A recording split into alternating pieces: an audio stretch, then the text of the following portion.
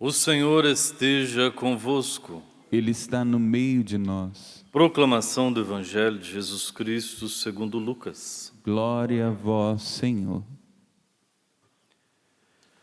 Estava chegando o tempo de Jesus ser levado para o céu.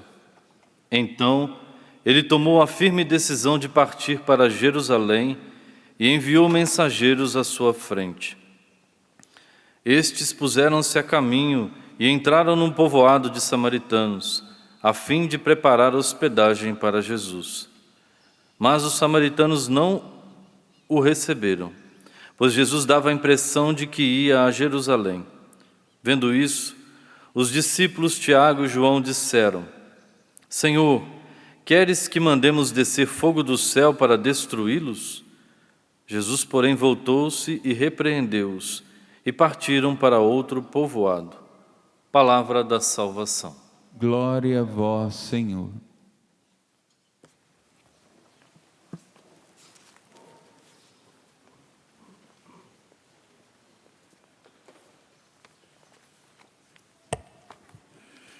Queridos irmãos e irmãs em Cristo Jesus, filhos e filhas do Pai das Misericórdias, tendo presente a realização de sua missão como Messias Salvador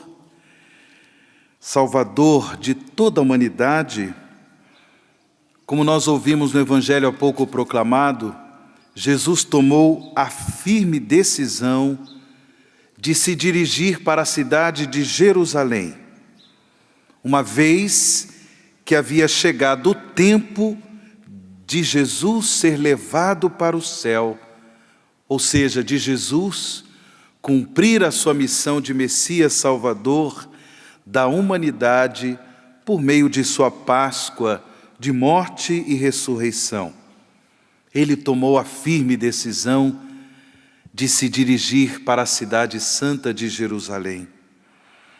Caminhando para Jerusalém, como nós ouvimos na narrativa do evangelista São Lucas, Jesus não foi acolhido pelos samaritanos.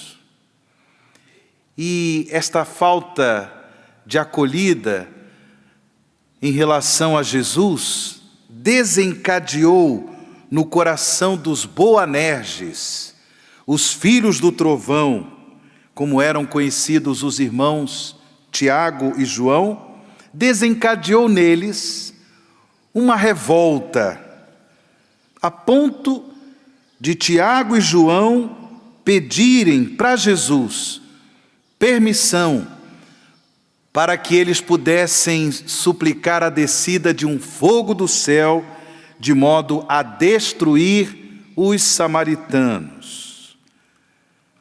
É claro, irmãos e irmãs, uma vez tocados pela graça de Deus, uma vez que Tiago e João, os Boanerges, os filhos do trovão, já professavam a sua fé em Jesus como Messias Salvador, o zelo,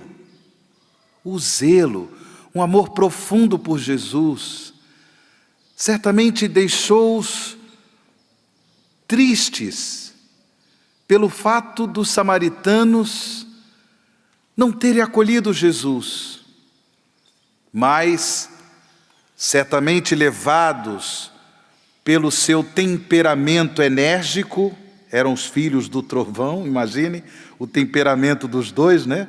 Filhos do trovão, levados pelo temperamento enérgico, queriam que aqueles samaritanos fossem destruídos.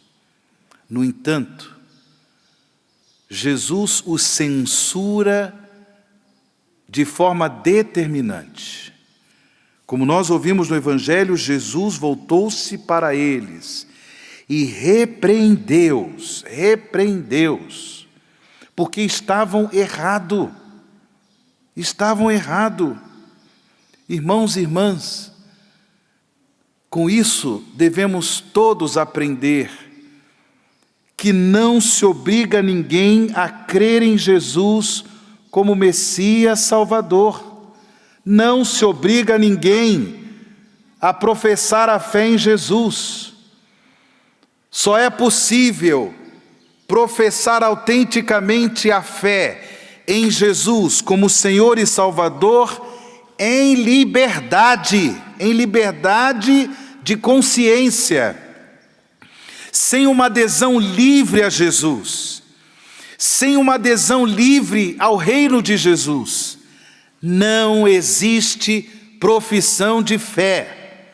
A pessoa pode até fingir que crê, mas não produzirá frutos, não produzirá testemunho de fé em Jesus Cristo como único Senhor e Salvador.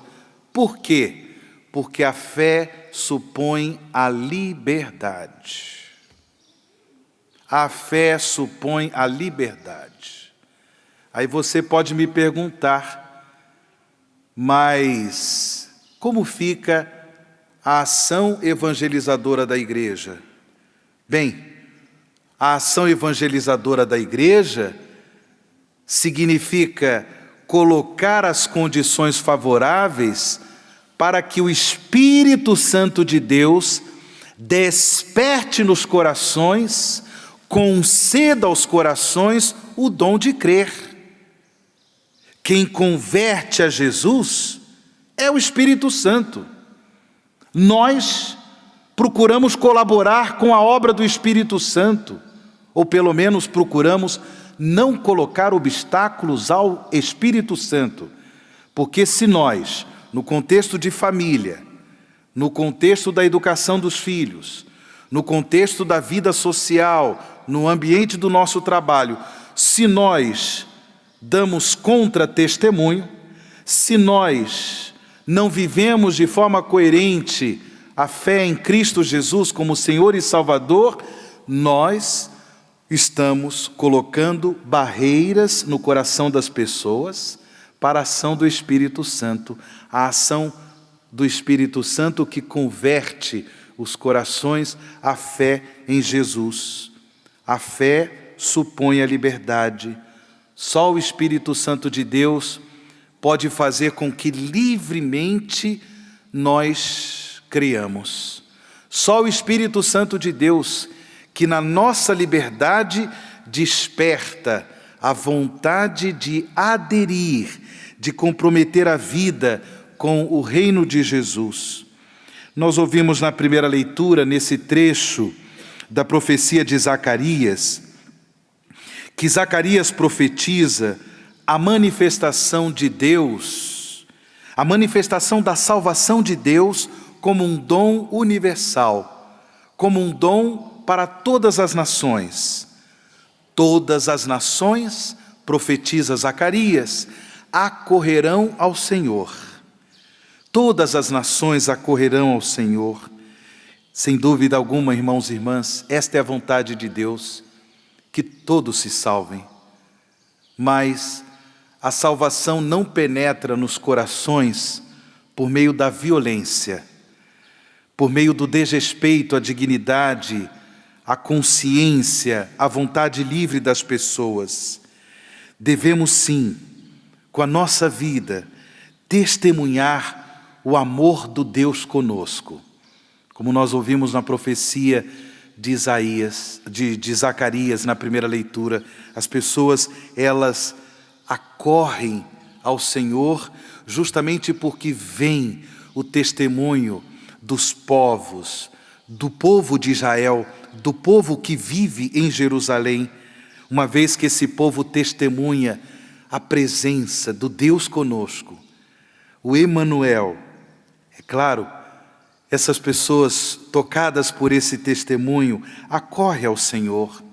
Nós também podemos ganhar muitas almas para Deus através do nosso testemunho, que o Espírito Santo faz questão de se utilizar para despertar nos corações o ato de fé, para despertar nos corações a decisão de livremente aderir a Jesus.